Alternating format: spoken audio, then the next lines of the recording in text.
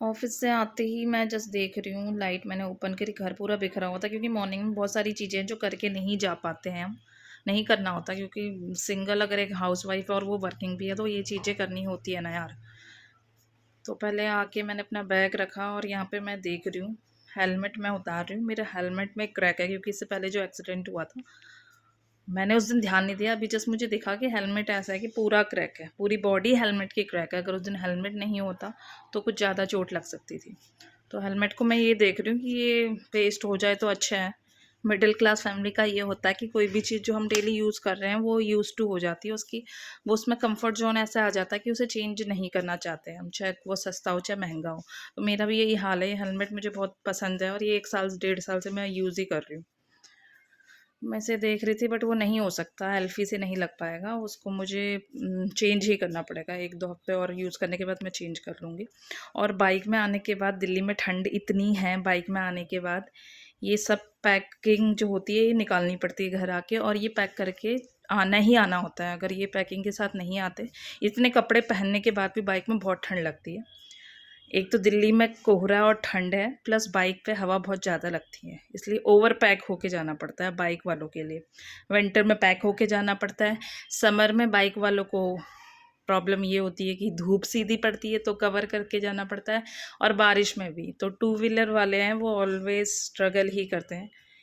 Two wheeler पे travel करना भी एक मजबूरी होती है। मजबूरी मतलब किसी के पास तो टू व्हीलर भी नहीं है, अच्छा है अपने पास एक कोई भी टू व्हीलर हो, थ्री व्हीलर हो, फोर व्हीलर हो, अपनी गाड़ी है तो अपना बंदा कहीं भी अप डाउन कर सकता है।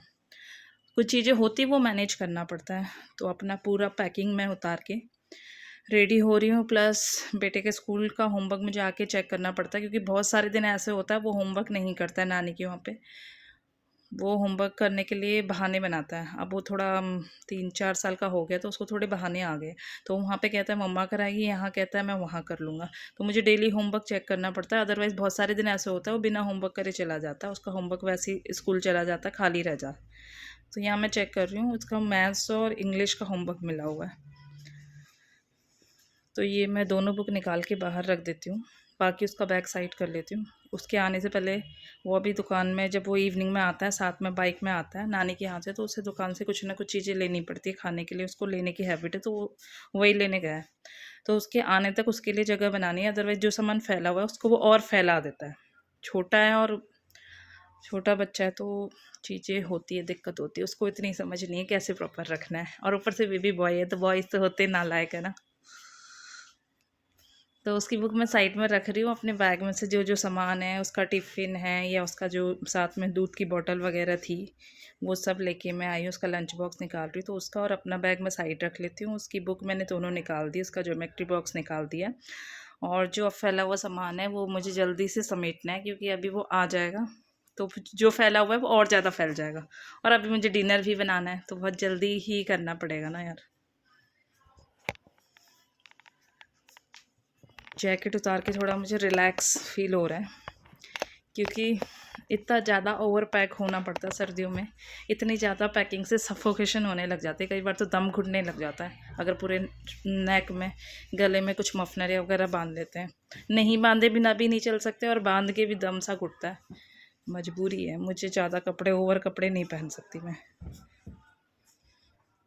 तो ये हॉल को पहले मैं ठीक करती हूँ, उसके बाद किचन ठीक कर लूँगी। एक रूम है वहाँ पे तो कपड़े इतने फैले हुए हैं, उसमें कपड़े धुले हुए भी मिक्स है, उसमें कपड़े बिना धुले हुए भी मिक्स है, क्योंकि विंटर में एक जना अगर कपड़ा उतारता है, एक दिन आप कपड़े उतारोगे 2 से 3 लेयर तो पहनते हैं। 2 जैकेट भी अगर मिक्स हो जाती है वो एक बेड पूरा घेर लेती है। अलमारी में 2 से 4 जैकेट रख दो और वो निकालते समय ख़राब हो जाए तो फिर वो उसका हाल बहुत बेहाल होता है। तो एक रूम तो ऐसा है बेड वाला जो खाली है और उस पर सारे कपड़े हैं, आधे जो धुल गए हैं वो वाले कपड़े, आधे जो मेरे हस्बैंड रख देते हैं साइड से ऊपर से, वो सब मिक्स है। तो वो भी अभी मुझे सेपरेट करके कपड़े भी धोने हैं। ये मैंने हॉल कर दिया है कि वो बैठ के कुछ फैलाए ना, सारा सामान यहाँ से उठा दिया। टेबल और मुझे करना है, ये टेबल भी मैं ठीक कर देती हूँ।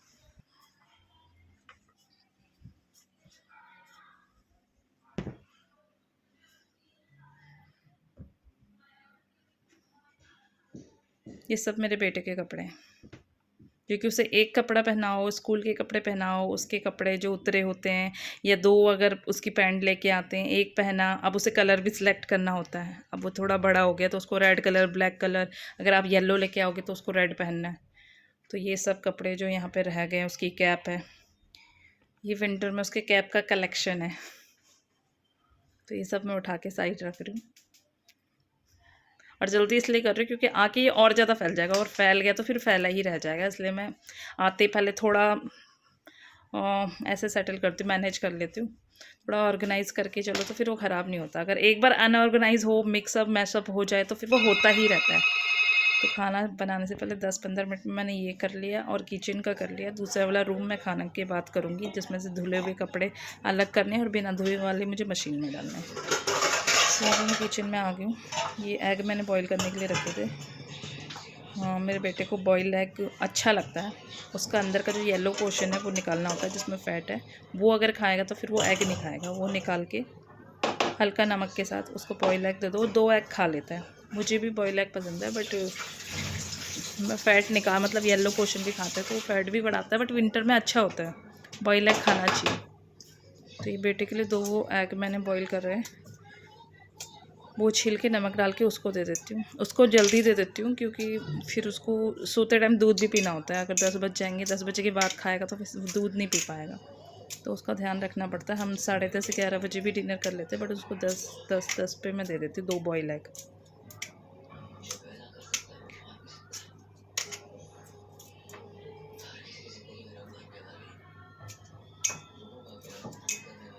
अभी मुझे दाल बनाऊंगी, आज मैं दाल बनाऊंगी। दाल मतलब हल्के वाली दाल ही होती है कि रात को जल्दी से आके राइस और दाल बना देते हैं।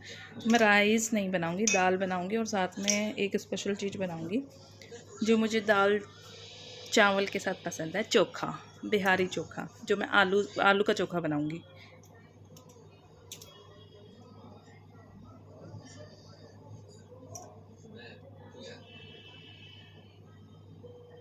उसको बहुत ध्यान दे के वो छिलना पड़ता है, जो एग होता है बॉईल होने के बाद, क्योंकि अगर ये ख़राब हो गया या ये कट गया, मेरे बेटे को चाहिए 2 पीसेस में। शहरी को अगर 2 पीसेस में से 3 या 4 पीस हो गए तो फिर वो नहीं खाएगा, फिर वो फेंक देगा। तो उसको 2 पीस चाहिए, हल्का गरम चाहिए, थोड़ा हल्का नमक चाहिए, और येलो वाला पार्ट नहीं होना चाहिए। ये सारी कंडीशन होती है बॉयल एग के साथ, तब जाके शहरी ये चीज़ें खा सकता है। मेरे हाथ को प्लीज़ इग्नोर यहाँ पे कर देना। मैंने आटा गूँदने के बाद एग जो बॉईल करने को रखे थे, आटा गूँदने के बाद मैं अंडे छील रही हूँ, तो हाथ में अभी आटा है। आटा गूँदने के बाद वॉश नहीं करा है क्योंकि रोटी बनानी है। तो ये एग छिल के फिर मैं वॉश कर लूँगी। उसके बाद दाल मैंने रख दी, मुझे रोटी बनानी है और चोखा बनाना है। चोखा बनाने के लिए जो बॉईल एग करना है वो मैंने दाल में ही डाल दिया था 4 पीसेस करके। उसे निकाल के आलू मैश कर लिए थे और चोखे की तैयारी कर रही हूँ।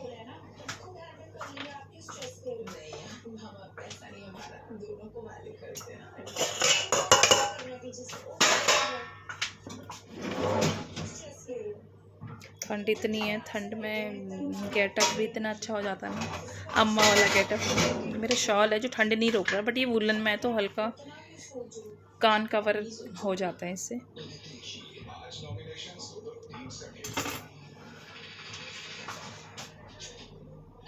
ये येलो पोर्शन में निकाल रही हूँ, ये नहीं खाता है, और ये गलती से आपने दे दिया तो फिर ये एग ही वेस्ट हो जाएगा, एग भी नहीं खाएगा वो।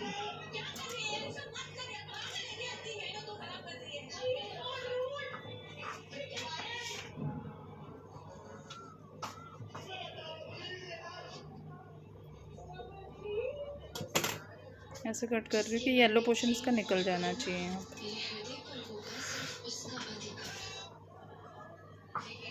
और विंटर में तो होता है ना, विंटर में मतलब एक ऐसी वो होती है कि आप खा सकते हो, गर्म चीज़ें खा सकते हो, ज़्यादा खाना खा सकते हो। तो जिसको वेट गेन करना है विंटर में, वो अच्छा सा खाना खा के थोड़ा वेट गेन कर सकता है। बट जिनका ऑलरेडी गेन है, जिनको कम करना है, उनके लिए बहुत प्रॉब्लम है।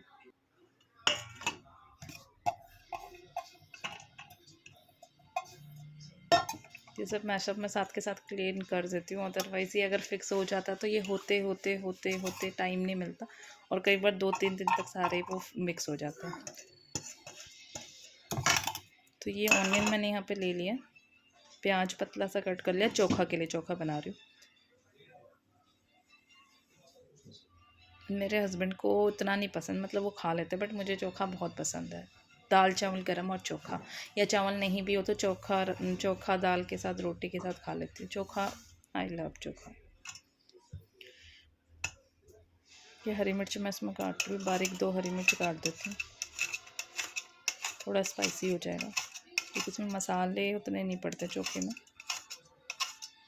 नमक के साथ सिंपल बनाऊंगी मैं, मसाले डालते भी है लोग बट मैं नहीं बनाऊंगी।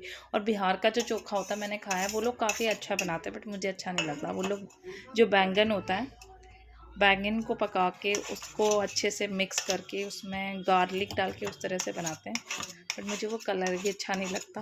क्योंकि मैं ऑफिस में, हमारे बहुत सारे कलीग्स हैं जो बिहार से हैं, मैं आलू का ही मैंने खाया, तो मुझे वो बैंगन का चोखा अच्छा नहीं लगता। और बिहार में मतलब मोस्टली जो सब्जियां होती है ना, वो बैंगन उनका फेवरेट होता है। हमारे मतलब एक बार मैंने खाया था कि बैंगन, आलू पालक की सब्ज़ी में बैंगन मिला देते हैं, और जो चोखा है उसमें तो बैंगन होता ही है। लिट्टी चोखा भी अगर बिहार की खाओगे तो बैंगन और गार्लिक उसमें होगा। गार्लिक का फ्लेवर अच्छा लगता है, बस बैंगन नहीं अच्छा लगता, वो चिकना चिकना सा। तो मैं ऑनियन काट के, अब मैंने इसमें टमाटो पतला बारीक मिक्स करके काट दिया है, और हरी मिर्ची 2 डाल दी है, और जो मेरे आलू मैश थे वो डाल के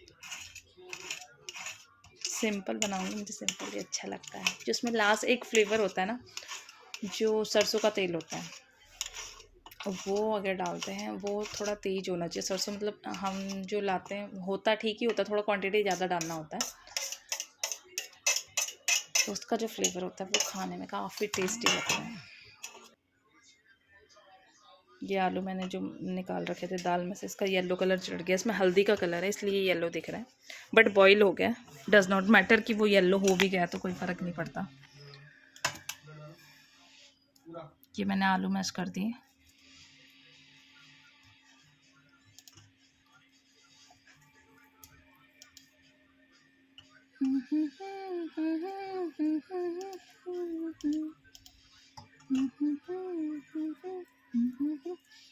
क्वांटिटी तो थोड़ी ज़्यादा लग रही है, बट ये है कि ख़त्म हो जाएगी, बिकॉज आई लव, मैं दाल नहीं खाऊंगी, फिर मैं इसी के साथ रोटी खाऊंगी ना।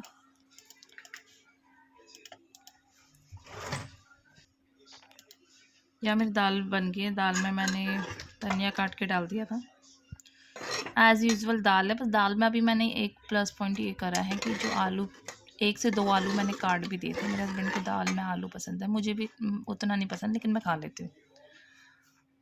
आलू मैश करने के बाद मैंने हल्का नमक डाला है, और ये सब्जी मसाला है, ये डाला है फ्लेवर के लिए,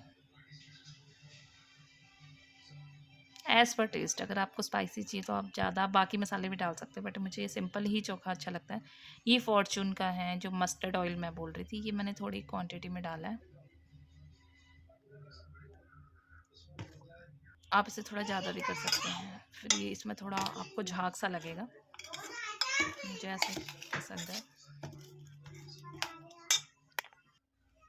बस ये दैट्स इट, बन गया चोखा, और देखने में टेस्टी लग रहा है, खाने में भी टेस्टी होगा। दाल बन गई, चोखा बन गया, मैं रोटी बना लेती हूँ। दैट्स इट, मेरा डिनर आज का ख़त्म हो जाएगा। Bye bye.